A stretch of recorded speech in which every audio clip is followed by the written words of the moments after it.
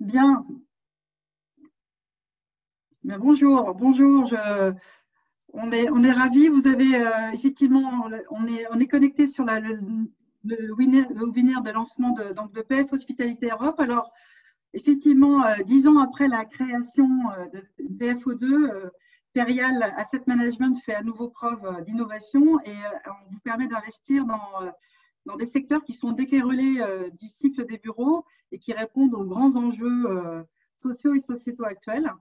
Alors là, vous avez effectivement quelques chiffres importants sur Perial Asset Management, qui est un acteur effectivement solide, puisque 4 milliards d'actifs sous gestion, et puis il y a une expertise qui a été développée depuis 50 ans sur les SCPI. Alors je vais laisser, si on peut passer les slides suivantes, vous avez bien sûr, je vais laisser la parole à Yann Vidcock et Anne-Claire Barbery, qui effectivement vont vous parler de PF Hospitalité Europe. Alors Yann, bien sûr, nous fera un point sur la stratégie d'investissement de cette nouvelle SCPI, ainsi que sur le pipeline et le track record aussi de Perial sur l'Europe et sur ses secteurs.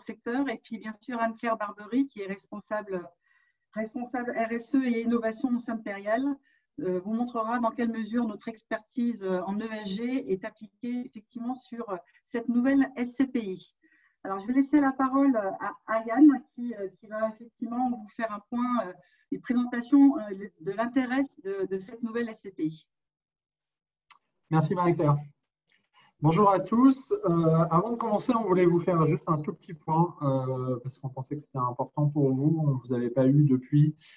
Sur ce qui s'était passé au troisième trimestre sur nos 3 autres SCPI. C'est quand même important. Les chiffres sont bons pour Perial Asset Management, puisque comme vous avez pu le constater, on a augmenté le dividende sur nos 3 SCPI. PFO est revenu au dividende identique au premier trimestre, et pour les 2 autres, on a augmenté le dividende même par rapport à celui du premier trimestre. Pourquoi ça? Donc, on est passé à 5,75 sur PF Grand Paris, 10 € sur PFO et 2,20 € sur PFO2. Pourquoi ça? Puisque les SCPI se sont globalement très bien comportés pendant ce troisième trimestre. On est arrivé à des taux de recouvrement de loyer qui étaient équivalents à ceux de 2019, ce qui était une très bonne chose. Sur nos 3 SCPI, vous pourrez voir dans nos bulletins trimestriels, on a mis le détail, on a eu plus d'entrées de locataires que de sorties de locataires. Donc, c'est vrai qu'on parle souvent d'arrêt total du marché locatif. C'est pas vrai. Ce qui s'est arrêté, c'est les très grandes surfaces. Ça, c'est sûr. Tout ce qui est supérieur à 5000 m², il y a vraiment plus de transactions. Par contre, sur les surfaces plus petites, entre 500 et 2000, il y a encore pas mal de transactions. Et nous, on a signé quelques baux intéressants. Vous trouverez le détail dans les bulletins trimestriels.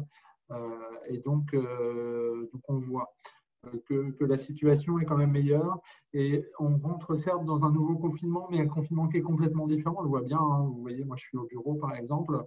Et on voit bien quand on est par exemple à Paris que ce n'est pas du tout la même circulation que c'était sur le premier confinement. Les gens vont beaucoup plus au bureau et surtout le 4e trimestre avait déjà été facturé. La vraie différence avec le premier confinement, je me rappelle, le premier confinement, c'était juste avant la facturation d'un trimestre, juste avant le paiement d'un trimestre, alors que celui-là est juste après. En fait, on a déjà plus de 70% de taux de recouvrement sur le 4T, alors que ça fait tout juste un mois qu'on a émis une facture.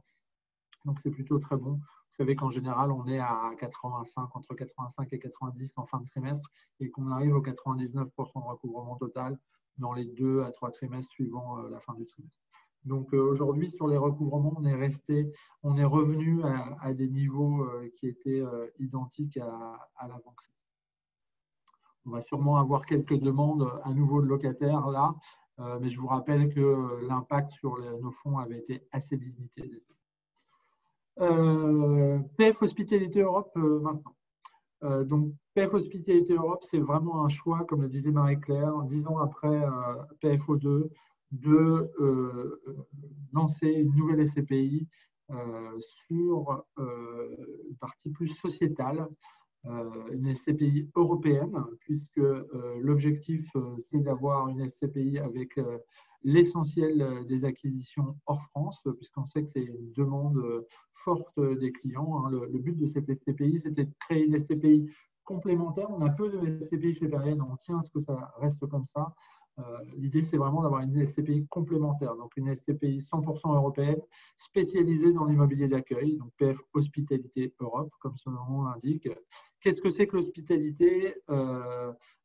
L'hospitalité, c'est le regroupement des secteurs, c'est tout ce qui accueille du public, donc les secteurs de la santé, de l'éducation, l'hébergement, l'hôtellerie. C'est vraiment caractérisé par quelque chose d'important pour nous qui est la durée des baux. C'est de l'immobilier d'exploitation et c'est encore plus vrai en dehors de France où la notion de fonds de commerce n'existe pas.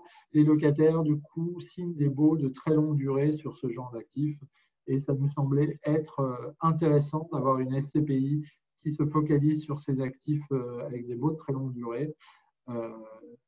Et un taux de distribution annuel cible qu'on a voulu relativement élevé, puisqu'il est à 5%, mais ça vient compte d'une dette qui est un peu plus importante. Parce que comme ce sont des actifs qui sont beaucoup plus sécurisés, c'est-à-dire ces actifs avec des baux de longue durée, des baux fermes et bien situés, on s'est dit que c'était le moment d'aller mettre un peu plus de dette dans nos actifs. Alors, on ne mettra pas 40% de dette tout de suite, hein, c'est juste, voilà, le fonds est au max de 40%. L'idée, c'est d'aller chercher de la dette. On a vu encore que la dette est disponible hein, sur nos… on est en train d'acheter un bel immeuble à Marseille sur PFO2. La transaction devrait se faire en décembre et on a eu une offre d'un prêt 10 ans avec un taux fixe à 1,05. On n'avait jamais eu une aussi belle offre donc, malgré tout ce qui se passe, je dirais même, en fait, c'est plutôt grâce à tout ce qui se passe, hein, puisque les taux longs sont très bas, et donc les banques sont capables d'offrir ce genre de finances. Donc, une SCPI focalisée, spécialisée sur l'hospitalité en Europe. L'idée, c'est vraiment d'investir dans l'immobilier d'exploitation pour avoir des flux locatifs de long terme. On sait que la durée moyenne de détention de la SCPI chez Perial, c'est plus de 8 ans.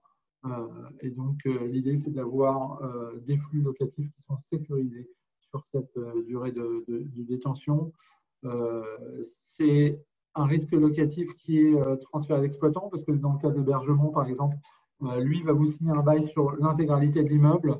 Nous, on prend que des baux. Hein. Si on prend par exemple une résidence étudiante ou une résidence senior, c'est l'exploitant qui va se charger de louer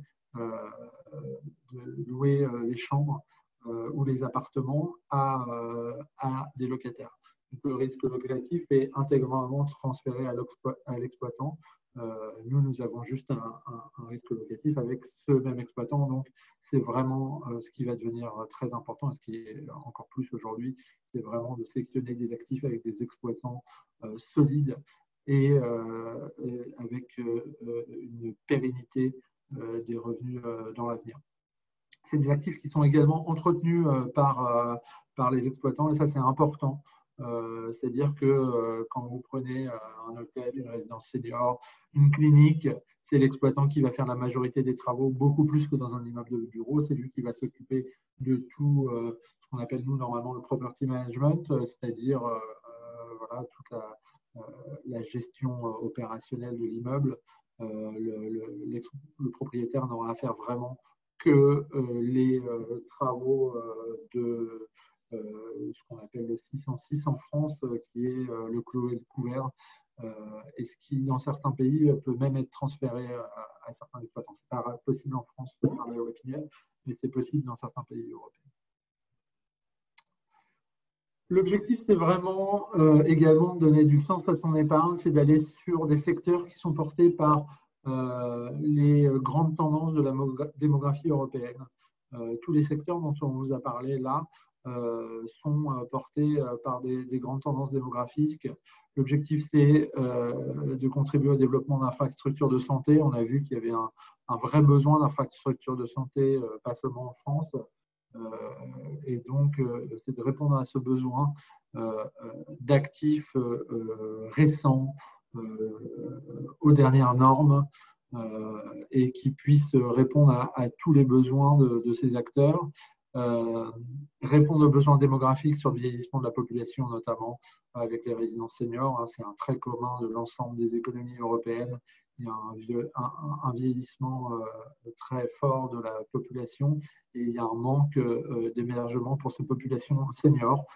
Donc l'idée, c'est de participer également, de répondre à ces besoins en investissant dans des résidences seniors, dans l'équivalent, alors l'EHPAD, c'est le terme français, on va appeler ça plutôt résidence médicalisée en Europe.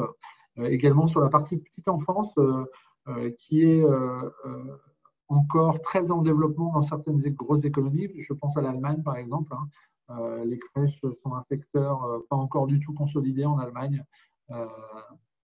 Il y a beaucoup de demandes et peu de crèches, donc c'est quelque chose qui pourrait être intéressant également à regarder. Participer au développement du tissu éducatif.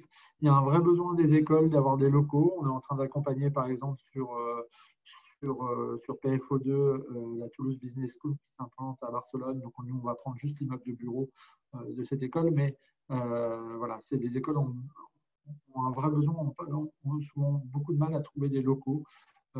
Et donc, l'idée, c'est vraiment de participer à ça, et également sur la partie résidence étudiante, des marchés qui peuvent être matures dans certaines économies, comme aux Pays-Bas, comme en Allemagne, et dans d'autres économies où ça va être plus en développement en Europe.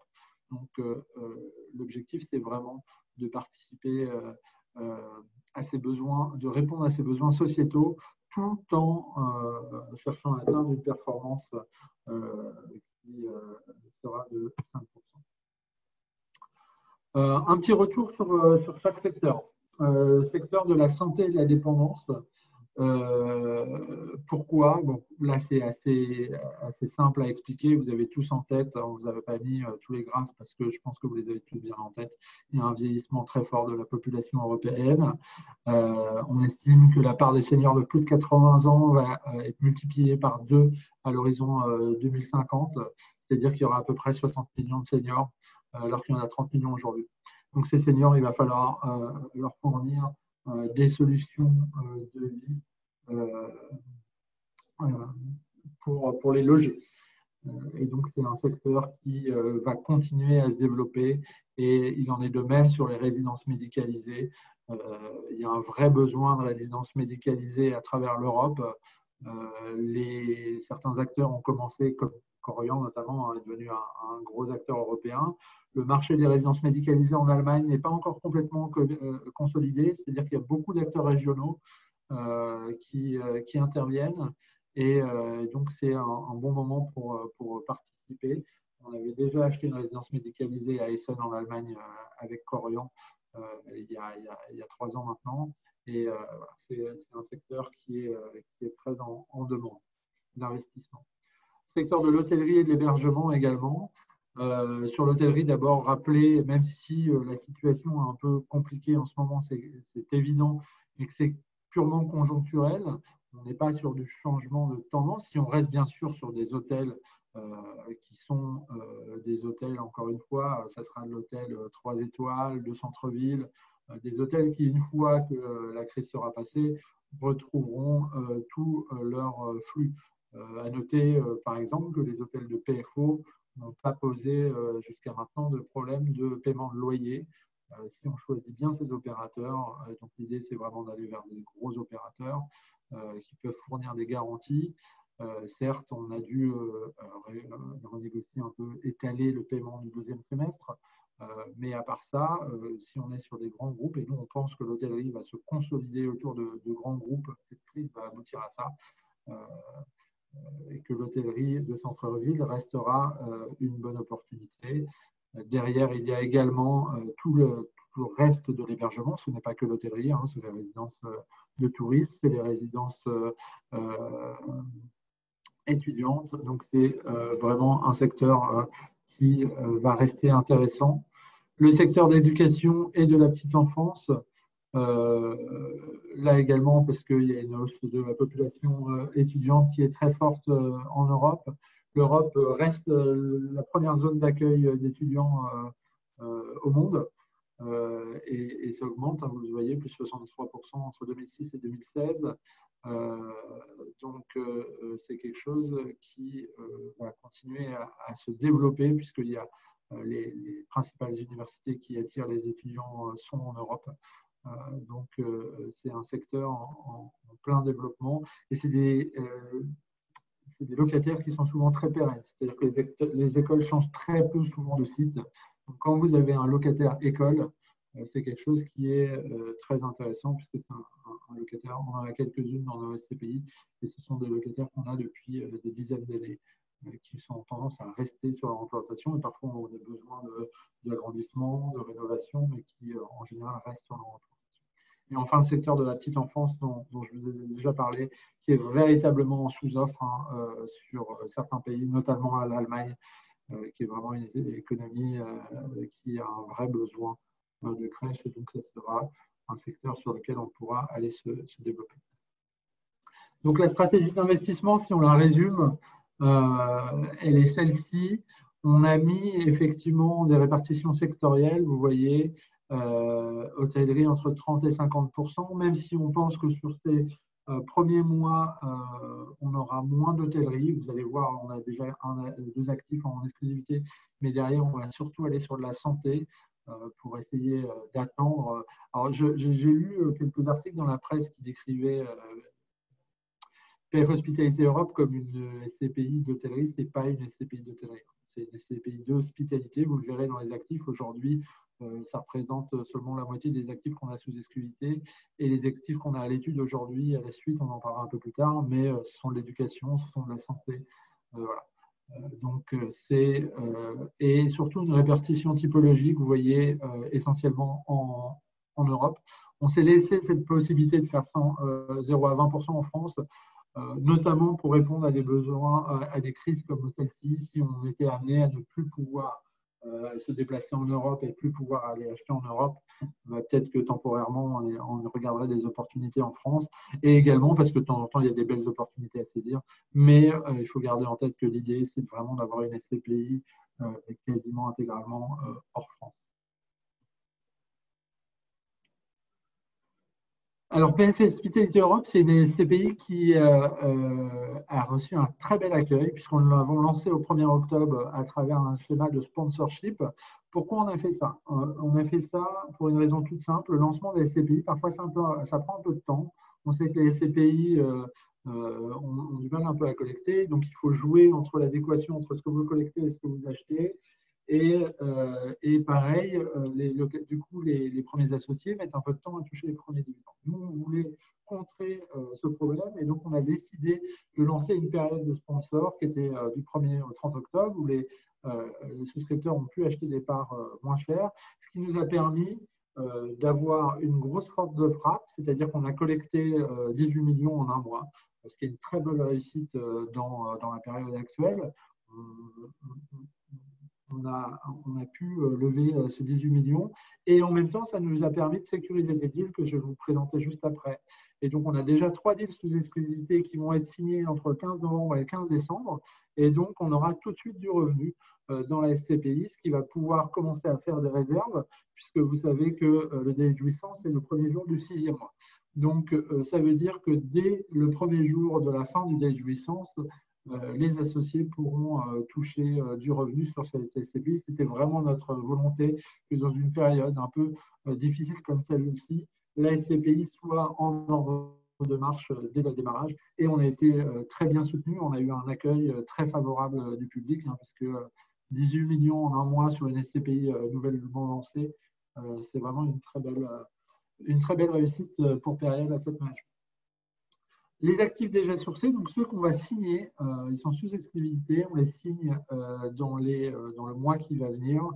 Donc le premier est une résidence médicalisée aux Pays-Bas pour 10 millions d'euros, à un taux à l'acquisition de 4,75. Donc en panache, vous allez voir les taux à l'acquisition. C'est un des plus gros opérateurs, Philadelphia Care aux Pays-Bas, qui a plusieurs dizaines de résidences, qui a un 15 ans ferme, donc très bonne durée.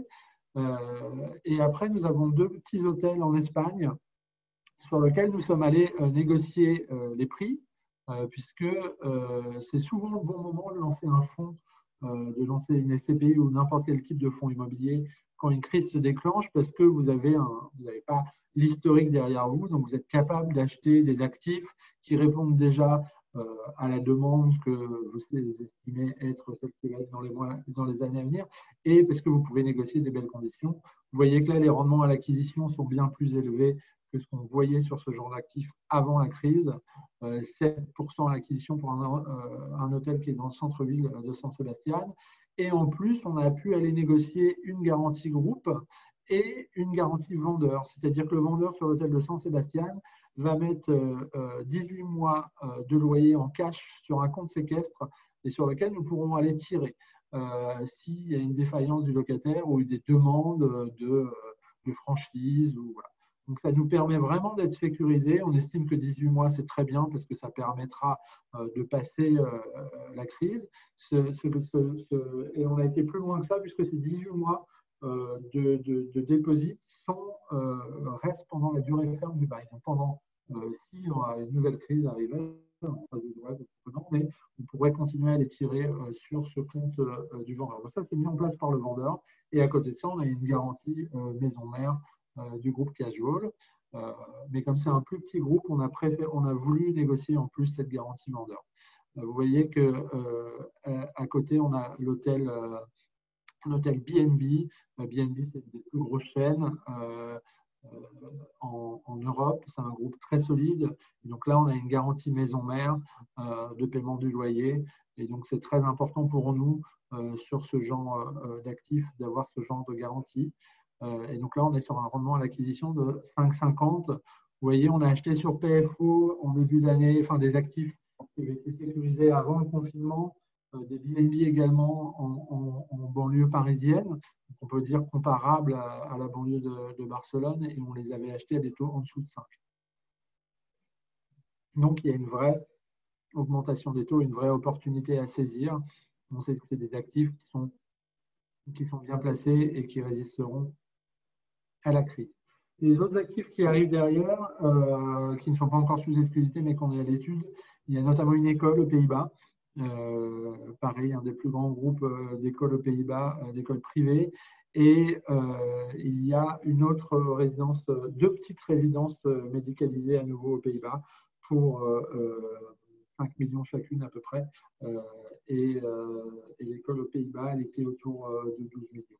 Donc, vous voyez qu'on a déjà les actifs, et c'est pour ça qu'on espère faire une belle collecte à partir novembre-décembre pour pouvoir nous continuer à acheter, puisque nous avons identifié des actifs. Perial était un acteur qui était déjà, pourquoi on a été sur ce secteur pour deux raisons. C'est d'abord un secteur sur lequel on est présent sur nos SCPI et notamment sur PFO. Dans la partie diversification de PFO. Et comme PFO a atteint quasiment la limite de sa diversification qu'on avait fixée sur l'hospitalité, on s'est dit que c'était le bon moment. On ne sera pas en concurrence parce que de toute façon, sur PFO, pour l'instant, on achète des plus gros actifs. Donc, le temps qu'on finisse d'investir la poche santé, hospitalité, PFHE pourra acheter ce genre d'actifs. Vous voyez qu'on a acheté récemment en septembre une clinique pour 12 millions d'euros à Bad Schwarzenberg en Allemagne et qu'on a acheté, comme vous savez, des hôtels, également l'EHPAD de Corian à Essonne dont je vous ai parlé. On a également, ça vous le savez sûrement moins, puisque c'est un véhicule institutionnel, mais on a un véhicule santé qui marche très fort depuis sa création en 2015. C'est un véhicule Santé France sur lequel on a investi dans des EHPAD, des cliniques, des crèches et une résidence senior, vous voyez, à Compiègne, une très très belle résidence senior puisqu'elle est partie du domaine impérial, elle touche le château, c'est l'ancien domaine des gardes impériales. Et vous voyez qu'une très belle performance puisqu'on a plus 53% d'augmentation de la valeur liquidative depuis 2015. Donc c'est vraiment quelque chose, un véhicule qui fonctionne très bien. Ce n'est pas un véhicule pour les particuliers, hein, c'est un véhicule qui a été destiné aux investisseurs institutionnels dans lequel on a de gros investisseurs. Donc un track record et une expérience qui est déjà reconnue chez Perial. Je vais passer la parole à Anne-Claire qui va vous parler de notre expertise en matière ESG. Merci Yann, bonjour à toutes et à tous. Alors effectivement, PF Hospitality Europe va évidemment bénéficier de l'expertise de Perial Asset Management en matière de performance extra-financière et ceci à chaque étape du cycle de vie de l'actif immobilier dans le fonds.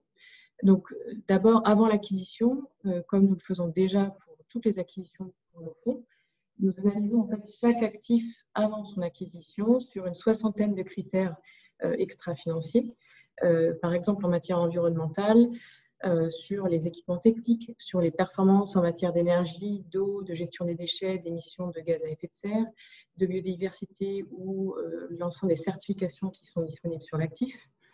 En matière sociale et sociétale, on regarde l'accessibilité du site, physique et en matière de transport, les conditions de confort et de santé à l'intérieur de l'actif et les services qui sont disponibles au sein du bâtiment et à proximité. Et enfin, sur la thématique de la gouvernance, ce qu'on regarde en particulier, c'est le secteur des locataires, si les locataires sont engagés en matière de RSE, mais également l'ensemble des risques climatiques et sécuritaires associés à l'actif, ce qu'on appelle la résilience. Alors cette grille, c'est nous qui l'avons définie en interne, mais évidemment, on l'a définie selon les meilleures pratiques du secteur et on l'a alignée sur les exigences du label ISR. Pourquoi ? Tout simplement pour préparer l'ensemble des actifs et donc l'ensemble des fonds à la labellisation ISR au fur et à mesure des mois et des acquisitions. Alors, nous avons aussi publié il y a quelques semaines notre programme Perial Positif 2030 qui, à l'échelle du groupe Perial, se décline en objectifs à horizon 2030 sur 3 piliers. Le pilier climat, le pilier communauté et le pilier territoire, et qui évidemment a des déclinaisons à l'échelle de Perial Asset Management, également à horizon 2030. Et évidemment, PFHE, PF Hospitality Europe, s'inscrit complètement dans cette dynamique et cette vision à horizon 2030 pour pouvoir couvrir l'ensemble des thématiques extra-financières sur le sujet. À l'acquisition, donc, au moment de l'acquisition, on souhaite s'assurer que l'exploitant de l'actif qu'on acquiert est également engagé à suivre les meilleures pratiques du secteur sur la gestion de l'actif en matière notamment de sobriété des consommations.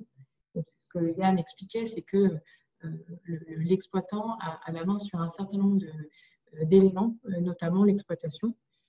Et on souhaite que cette exploitation soit la plus vertueuse possible et également qu'on puisse travailler sur la base d'un échange annuel en matière de bonnes pratiques de consommation, ce qui permet d'alimenter toutes nos analyses et pouvoir aussi identifier des actions d'amélioration. Ça se décline sous la forme d'une signature d'une charte d'exploitation que nous avons rédigée et qui est signée par l'exploitant. Et donc, après l'acquisition, évidemment, on ne s'arrête pas à cette charte-là. Si tu passes à la slide suivante, Yann, une fois qu'on a acquis l'actif, donc après son acquisition, ce qu'on souhaite, c'est de pouvoir dérouler une logique d'amélioration continue. Donc, pour cela, en plus des analyses qu'on fait avec notre grille ESG, en plus des engagements de la part de l'exploitant, on souhaite également travailler sur une logique de valorisation par tiers de la performance extra-financière de l'actif. Et pour cela, on a choisi l'outil BREEAM News, qui est un référentiel d'origine anglaise, qui est un référentiel en fait à rayonnement européen et qui permet de valoriser notamment la qualité intrinsèque du bâtiment. Donc, pour cela, nous avons une équipe en interne chez Perial Asset Management qui s'occupe de coter chaque bâtiment selon ce référentiel européen et ensuite de définir un certain nombre de plans d'action d'amélioration qui sont ensuite intégrés dans les plans de travaux pluriannuels pour pouvoir placer l'actif sur la certification BREEAM News, à minima au niveau Very Good, qui nous semble un niveau suffisant pour pouvoir entrer en démarche de certification. Voilà, donc ça vous donne vraiment la vision complète de la démarche extra-financière qui est appliquée à PFHE. Et je laisse maintenant Marie-Claire qui va vous repréciser et finaliser les différentes caractéristiques de PF Hospitalité Europe. Merci Anne-Claire. Alors effectivement là vous avez en synthèse les principaux arguments pour PF Hospitalité Europe. Bien sûr c'est une SCPI qui va vous donner, qui donne du sens à son épargne et qui allie la performance financière et la réponse aux besoins sociétaux. Donc d'un côté bien sûr on contribue à des secteurs qui ont un fort impact social et qui permettent aussi de prendre en compte des critères ESG. Et puis on a également avec l'Europe la possibilité d'investir dans un portefeuille qui est très diversifié, qui est profond et qui permet d'investir dans une offre d'hébergement avec service. Ça veut dire que vous avez des revenus potentiels récurrents et qui sont effectivement assez intéressants, un couple rendement-risque intéressant. On vise 5% de taux de distribution annuel et une plus grande visibilité sur les revenus grâce à ces baux, ainsi que des locataires exploitants qui sont assez bien implantés et solides. Et enfin, vous avez toute l'expertise du groupe Perial sur plus de 50 ans d'expérience et déjà un savoir-faire sur l'investissement en actifs de santé à travers un véhicule qui a été lancé en 2014 et aussi effectivement un vrai savoir-faire aussi, plus de 700 millions d'euros d'actifs qui ont été investis en Europe. Voilà. Dernier élément concernant PF Hospitalité Europe, c'est une SCPI sur la slide suivante, une SCPI qui effectivement est accessible à 5 parts, donc à 200 € la part. Voilà, c'est celle d'avant, mais c'est pas grave. Voilà, 200 € la part et donc un minimum de souscription de 1 000 €. Alors c'est effectivement un minimum de souscription qui est assez accessible, plus accessible que les autres SCPI. On l'a voulu exprès pour permettre à des nouveaux types de clientèle comme des gens plus jeunes de pouvoir commencer à investir dans ce type de SCPI et d'avoir la possibilité pour vous d'étendre les cibles de clientèle grâce à cette SCPI. On va pouvoir passer à la question des questions-réponses. Je vois qu'effectivement on a déjà 16 questions qui ont été posées. Donc, en fonction Je vais en prendre quelques-unes si tu veux. Ouais. Je vais en prendre quelques-unes. J'ai vu d'abord, on va faire dans l'ordre les dividendes du 3T sont en augmentation versus le 2T. Comment atterrira 2020? Donc ça, j'imagine que c'est pour nos 3 autres SCPI. Donc effectivement, l'atterrissage se fera dans les fourchettes qu'on avait prévues. Sur PFO2 et PF Grand Paris, on sera même plutôt en haut de la fourchette. Je pense qu'on aura des bonnes surprises sur ces SCPI et sur PFO, on sera bien dans la fourchette. Donc, encore une fois, les prévisions qu'on avait faites se sont révélées assez justes et on va atterrir dans les fourchettes qu'on avait prévues avec même souvent des atterrissages qui seront meilleurs que ce qu'on avait anticipé. C'est important également quand on lance une SCPI de rappeler ça, c'est-à-dire que nos SCPI aujourd'hui montrent bien la résilience. On le dit nous d'autant plus qu'on est le gérant de la plus vieille SCPI en France, qui s'appelle PF Grand Paris, qui a 53 ans et qui a connu certaines crises. Alors, jamais de crise comme celle qu'on a vécue, mais pour ceux qui ont connu les années 90, la crise des années 90 pour la SCPI, c'était assez sérieux quand même. Et pourtant, aujourd'hui, elle est la SCPI qui délivre l'une des plus grosses performances à 5 ans. Vous regardez, dans la SCPI à capital variable, ça doit être le plus gros TRI 5 ans, PF Grand Paris. Et donc, ça prouve que la SCPI, c'est un modèle quand même très, très résilient. Sur le type de dette, proportion in fine amortissable, le type de dette, ça sera essentiellement du in fine, de temps en temps, pourquoi pas un peu d'amortissable. Au début, évidemment, il ne va pas y avoir énormément de dette dans la SCPI parce que quand un véhicule est petit et récent, les banques ont plus de mal à prêter.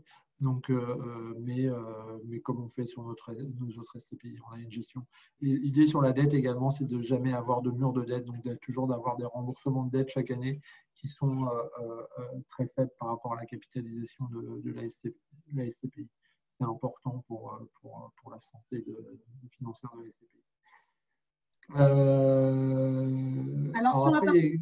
Oui, non, mais juste pour en complément, on a une question effectivement sur, elle sera disponible, oui, en assurance vie. Ce qu'on va faire, c'est qu'on va faire un gros travail de référencement auprès de nos partenaires assureurs pour que vous puissiez effectivement y souscrire via l'assurance vie. Et bien sûr, on peut aussi y souscrire en démembrement de propriété aussi. Alors, une question technique, si pourcentage élevé d'actifs à l'étranger, les intérêts d'emprunt ne sont pas fiscalement déductibles. Si, ils sont fiscalement déductibles, mais ils sont fiscalement déductibles au niveau de la SCPI. Comme les impôts sont payés à l'étranger, en fait, ça réduit votre base d'impôts payés à l'étranger. C'est pour ça que sur PFO aujourd'hui, par exemple, notre taux effectif d'imposition en Allemagne sur nos actifs il est aux alentours de 7%, parce que ce sont des actifs sur lesquels on va mettre des emprunts. Donc, on va déduire notamment de l'amortissement, ce qu'on ne fait pas sur une SCPI, hein, parce que vous êtes imposé en revenu foncier. Mais à l'étranger, vous allez mettre de l'amortissement, vous allez déduire vos intérêts. Donc oui, ils sont déduits, mais effectivement pas au niveau du particulier, ils sont déduits au niveau de la SCPI directement dans le revenu fiscal, dans son revenu fiscal.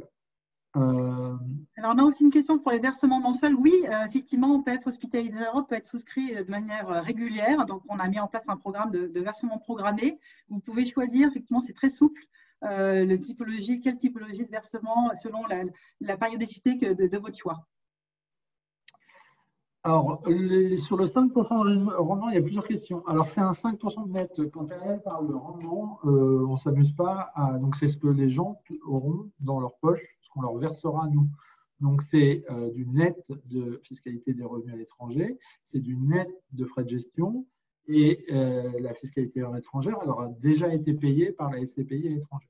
C'est vraiment notre objectif, c'est de 5%. Comment en allant mettre un peu plus de dette, c'est comme ça qu'on arrive à 5%, effectivement, en achetant du 4,75 avec des frais de gestion, sinon on ne pourrait pas délivrer. Mais ça nous a semblé, voilà, comme on est sur des actifs qui sont moins risqués, ça nous semblait intéressant d'aller mettre un peu plus de dette, et ça semblait être tout en restant sur des montants de dette qui sont quand même très raisonnables pour des fonds immobiliers. On a quelques questions sur l'hôtellerie également. Je pense que c'est important d'en parler. Alors, comment peut-on parler d'une SCPI contracyclique alors qu'il y aura 50% d'hôtellerie? On parle d'acyclique parce que c'est acyclique par rapport au marché des bureaux. 75% de l'immobilier en Europe, alors 75% en France, 65% en Europe, c'est le bureau. Donc, quand on parle de marché acyclique, c'est acyclique par rapport au bureau. Les cycles, que ce soit de l'hôtellerie, de la santé ou de l'éducation, de ces actifs-là, ne sont pas du tout sur les mêmes dynamiques et les mêmes logiques que les cycles du marché de bureau. Donc, c'est pour ça qu'on parle des cycliques. Alors, quand vous dites 50%, c'est ce qu'on s'est mis dans les ratios visés. Aujourd'hui, encore une fois, on n'est pas du tout dans cette optique-là, sur cette période-là. Ça sera vraiment au fur et à mesure. Et encore une fois, il y a hôtellerie et hôtellerie. On n'ira pas de faire de l'hôtellerie de luxe sur PF Hospitalité Europe, ce n'est vraiment pas l'objectif. Vous avez vu que les deux hôtels qui sont visités, c'est des hôtels de centre-ville qui continuent à fonctionner, qui ont toujours des taux d'occupation. Là, on a acheté un hôtel cet été pour PFO à Malaga, dans le centre-ville de Malaga. Cet hôtel, il est toujours ouvert, il y a toujours du revenu, on a des paiements des loyers à chaque fois. Donc, il faut faire très attention et pas tout jeter dans l'hôtellerie. On pense que, voilà, on regardait, alors ça ne s'est pas fait, mais on regardait un hôtel qui est dans le centre-ville de Hanovre sur PFO. Typiquement, un hôtel dans le centre-ville de Hanovre, il y aura toujours une vraie valeur.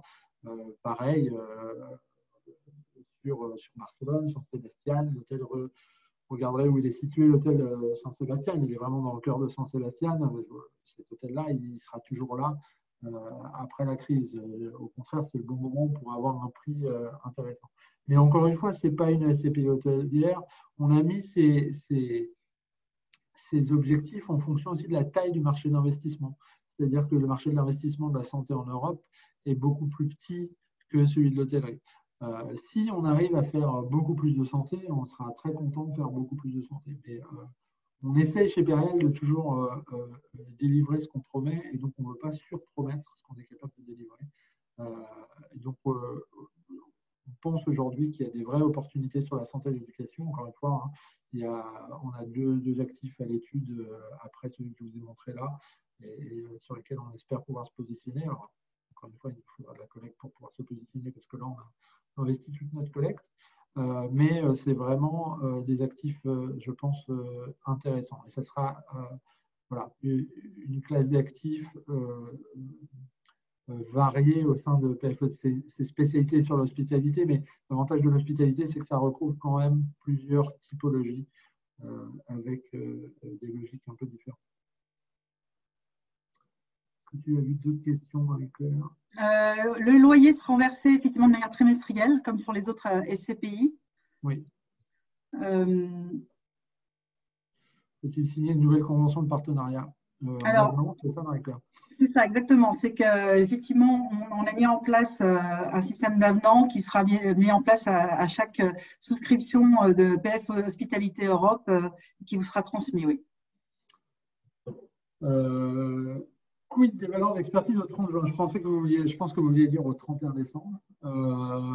Écoutez, pour l'instant, on a des rapports préliminaires et c'est ce qu'on vous disait. On n'est pas du tout inquiet sur les valeurs d'expertise. Donc, on ne peut pas vous en parler parce que c'est des valeurs au 31 décembre, mais il n'y aura pas de sujet valeur d'expertise sur nos 3 autres SCPI cette année.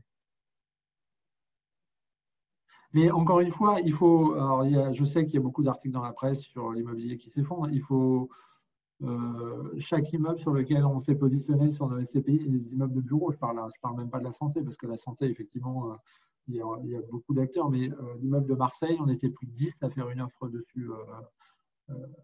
Parce qu'il y a encore de l'argent, parce que quand vous êtes sur un immeuble bien situé et avec des bons locataires, ça reste intéressant. Donc, il ne faut pas avoir l'impression. Et donc, les experts voient très bien. Ce taux sur l'immeuble de Marseille, il est en ligne avec les taux d'avant confinement. Et donc, les experts voient très bien que les taux n'ont pas bougé. Les taux ont bougé sur les actifs secondaires compliqués, qui ont des problèmes avec leurs locataires. Sur les actifs qui fonctionnent bien avec des bons locataires, les taux n'ont pas bougé. Et donc, les expertises n'ont pas bougé énormément.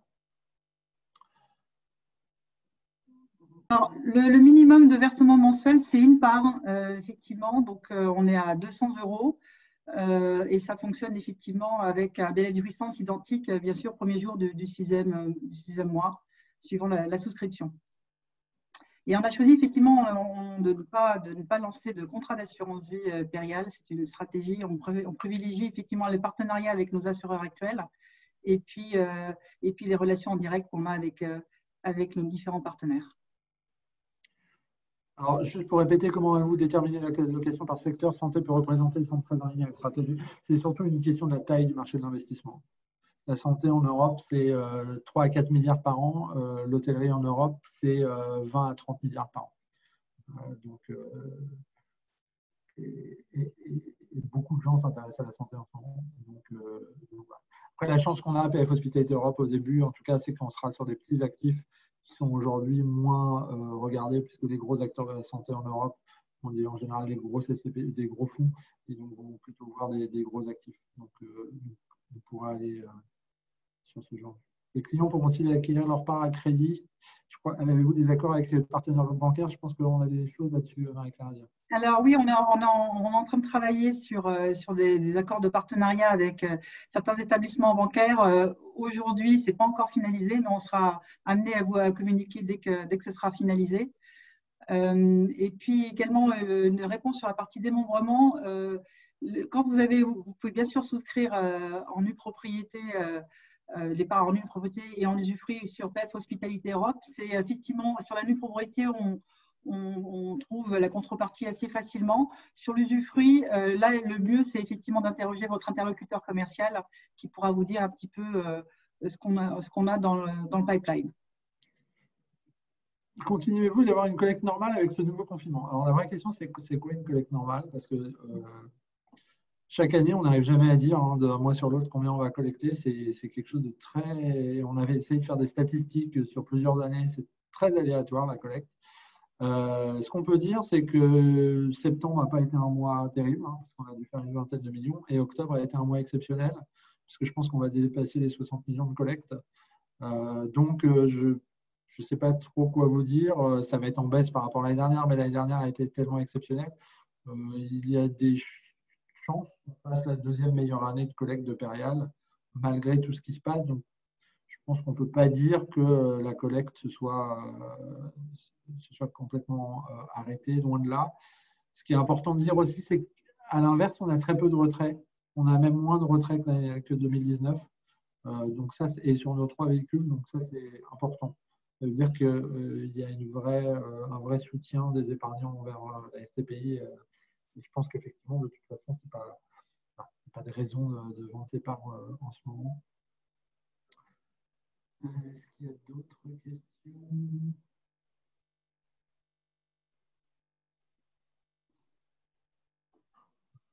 La question sur si ça devait durer 3-4 ans, je ne peux pas vous répondre aujourd'hui. On est en train de faire des scénarios, donc je préfère pas vous répondre. On est en train de regarder. C'est très difficile parce que qu'est-ce que ça veut dire? Enfin, comment, voilà, est-ce que c'est de la baisse de loyer? Est-ce que c'est des locataires des immeubles qui se vident? Est-ce que ça touche le bureau? Est-ce que ça c'est compliqué à répondre. Déjà, notre objectif, c'est de faire une belle année 2021, parce que voilà, l'année 2020 s'achève et on va faire, je pense, on va atteindre la plupart de nos objectifs sur 2020. Ça va être un très beau succès. Et 2021, on va s'en employer pour que ça soit la meilleure année possible. Mais tout dépendra, bien évidemment, de l'ampleur de la crise. Pour l'instant, on n'a aucune idée. Les choses ont l'air de tenir. On a très peu de locataires en dépôt de bilan ou en faillite, voire quasiment pas. Tant que c'est comme ça, et encore une fois, comme je le disais, ça paraît très surprenant, et je sais que beaucoup ont été surpris, mais vous voyez que on a eu plus d'entrées de locataires sur nos 3 SCPI, c'est pas que sur PF Grand Paris, ou sur nos 3 SCPI, PF Grand Paris, PFO, PFO2, on a eu plus d'entrées de locataires au 3e trimestre que de sorties. Alors ça peut être conjoncturel, ça peut être parce que les gens... Mais voilà, c'est pas, les locataires ne sont pas en train de disparaître au fur et à mesure pour l'instant. Capital social maximum de 30 millions de fois atteint, il sera augmenté en AG exactement. C'est ça. La position moyenne des revenus européens se situe aux alentours de 20% d'une sous-passe de vie et ces revenus sont également intégrés à la présidence par la méthode du effectif. C'est trop technique pour moi, j'ai rendu fou. Mais oui, ça doit être quelque chose comme ça. Je vous conseille de voir ça avec votre interlocuteur supérieur qui pourra vous répondre là-dessus. Et sur la partie outils marketing, on a effectivement, il y a une vidéo qui circule. On a bien sûr une plaquette produit, des fiches produits qu'on peut mettre à votre disposition et qui sont effectivement déjà accessibles sur vos extranets. Allez-vous faire des actifs en VFA? Oui, surtout à l'étranger. Alors en France, c'est plus compliqué pour des raisons simples, c'est que les promoteurs n'acceptent pas de nous rémunérer les fonds et donc ça pénalise vraiment la SCPI. Aux Pays-Bas, en Allemagne, les promoteurs nous rémunèrent à hauteur des fonds. C'est-à-dire que si vous achetez un actif 5%, il va vous rémunérer vos fonds à 5% tant que le locataire n'est pas arrivé. Ce qui fait que vous générez du revenu pour votre SCPI et ce qui fait que ce n'est pas pénalisant. Donc, par exemple, l'actif de Herlin aux Pays-Bas, vous avez vu, la résidence médicalisée, il est en VFA. Alors, il est en VFA, non, parce que ce n'est pas une VFA très longue puisqu'il est quasiment fini. Il va être livré en début d'année 2021. Mais d'ici début d'année 2021, on sera rémunéré des fonds sortis par la SCPI. Donc ça, c'est intéressant et ça nous permet. Donc oui, les actifs en VFA, on aime bien parce que c'est des actifs neufs, c'est des actifs récents, aux dernières normes énergétiques. Donc pour nous, c'est des actifs qui peuvent être intéressants. Surtout quand on a un bail, voilà, c'est souvent des actifs qui ont été développés en partenariat avec l'opérateur. Donc c'est des actifs, on sait très bien que le locataire va être bien dans son actif. Et donc oui, c'est des actifs, c'est des types d'opérations qu'on pourra regarder. Commissionnement sur le même modèle que PFO2, Marie-Claire, oui, j'imagine que oui. Oui, on est en train effectivement, on sera sur la même base, effectivement. Et sur les versements programmés, donc encore une fois, c'est le minimum de souscription initiale, c'est 5 parts, mais après, vous pouvez, le minimum, c'est vraiment une part après en récurrent, soit 200 €. Des baisses de prix lors des acquisitions? Non, malheureusement, non. Oui, sur l'hôtellerie, oui, mais en bureau, clairement pas. Alors, Pourquoi? Parce qu'on s'est aussi depuis 3 ans focalisé sur des immeubles de bureaux de mieux en mieux, très bien situés et très bien loués. Là, on vient de gagner une exclusivité sur un très bel immeuble loué à 8 ans ferme à Orange, en région parisienne. La concurrence a été féroce et les taux n'ont pas du tout bougé sur ce type d'actifs, que ce soit avant. C'est les mêmes taux qu'avant le confinement. Pareil, je vous disais pour l'actif de Marseille. Donc non, sur les actifs les mieux, mais parce qu'il y a beaucoup d'argent, parce que les banques centrales ont inondé le marché de liquidité, donc cet argent doit être placé, et donc il y a beaucoup d'investisseurs à placer leur argent, donc les taux n'ont pas vocation à augmenter. Et nous, on ne croit pas que les taux vont augmenter, en tout cas sur les actifs qu'on vise. Oui, si vous allez sur du commerce de périphérie, ce qu'on appelle une des boîtes à chaussures, là-dessus, les taux augmentent, bien évidemment. Mais ce n'est pas le genre d'actifs qu'on vise sur nos SCPI. Donc, c'est pour ça que nous, on a une vision un peu avec des taux qui restent stables. Mais effectivement, il y a une vraie dichotomie du marché entre des actifs sécurisés, bien placés, où là, les taux ne bougent pas, et voire les taux continuent de baisser sur certains actifs très bien placés, et des actifs plus compliqués ou perçus comme plus compliqués par le marché, où là, ça peut aller même parfois jusqu'au fait de ne pas trouver d'acheteurs. En fait, il y a des actifs qui ne se vendent pas aujourd'hui, des actifs qui sont retirés de la vente, mais tous les actifs un peu compliqués. Le grille de démembrement, je ne sais pas si tu as répondu. Il y a pas mal de questions. Oui, effectivement, c'est tout à fait possible de souscrire en démembrement et on transmettra effectivement la grille de démembrement concernant PF Hospitalité Europe.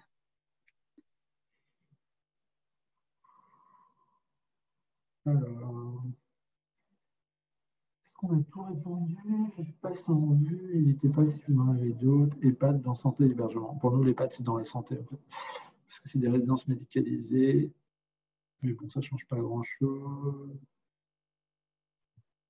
Je crois qu'on a fait… Antinomique, ESG avec recherche de rendement, non.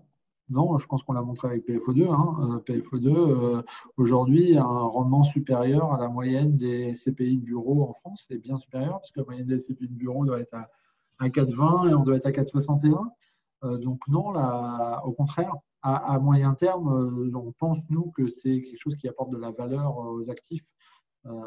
Et on le voit bien très bien. Quand à l'horizon 2030, l'ensemble des propriétaires devront avoir baissé leur consommation de 40%, il y a certains propriétaires qui ont des soucis à se faire. Chez Perial, c'est des choses qu'on a anticipées depuis 10 ans. Donc autant dire qu'on est plutôt confort sur le sujet. Donc nous, on est persuadés de l'inverse. Et on le voit très bien, je ne sais pas si vous êtes au courant, mais aux Pays-Bas, par exemple, à partir de quand, 2022 1er janvier 2023, oui. Ouais, on ne pourra plus vendre les actifs qui sont labellisés. C'est quoi la catégorie? Le DPE équivalent aux Pays-Bas. Voilà, vous n'aurez plus le droit de les vendre. Donc là, il y a vous aurez une vraie incitation à faire les travaux sur vos actifs. Donc ça, c'est aux Pays-Bas. Au Royaume-Uni, il y a le même genre même si ce n'est pas un secteur qu'on regarde, mais il y a le même genre de mesures qui vont arriver. Donc non, pour les actifs de demain, la performance, c'est d'être performant aussi au niveau des critères ESG. Nous, on en est persuadés. On en est persuadés depuis très longtemps. Et puis au-delà des critères environnementaux et des réglementations qui arrivent et qu'on doit anticiper, il y a effectivement l'enjeu, et je pense que le contexte actuel le démontre encore plus, de conditions de santé et de confort dans les actifs. Et les locataires, c'est ce qu'ils recherchent. Donc évidemment, ces critères de performance-là, c'est ce qui est demandé. Si on ajoute la performance environnementale, la performance intrinsèque en matière de santé et de confort, évidemment, c'est des actifs qui sont recherchés. Donc, ça va avoir un impact. C'est ce qu'on appelle la valeur verte, la valeur bleue. Et forcément, c'est un impact positif. On va faire des performances financières aussi. Quelques questions auxquelles on a déjà répondu, mais ce n'est pas grave. Je pense qu'il y a des gens qui sont connectés un peu plus en retard. Quel sera le pourcentage de revenus de source française? Le moins possible. On a mis une poche entre 0 et 20%. Mais l'objectif, vraiment, vous avez vu sur les premiers actifs, c'est d'avoir une SCPI européennes hors France, européennes hors France. Principaux pays d'investissement, c'est en fonction de la taille des économies. Alors déjà, c'est des pays de l'Union européenne parce que nous, on ne veut pas faire prendre de risques de change à nos porteurs de parts. Voilà, c'est une prise de position. Et donc, ce sera l'Allemagne, les Pays-Bas, la Belgique, l'Espagne, le Portugal, enfin, voilà, par ordre, je dirais, de taille de marché. Je pense qu'on a répondu aux questions. Je vous propose effectivement de clore ce webinaire. Merci Yann, merci Anne-Claire. Merci. Merci à vous d'avoir participé à ce webinaire. Bien sûr, vous pouvez le retrouver en replay. Il sera disponible. Et n'hésitez pas à revenir vers vos interlocuteurs commerciaux pour plus d'informations. Merci à tous. Merci. À bientôt. Merci. Au revoir.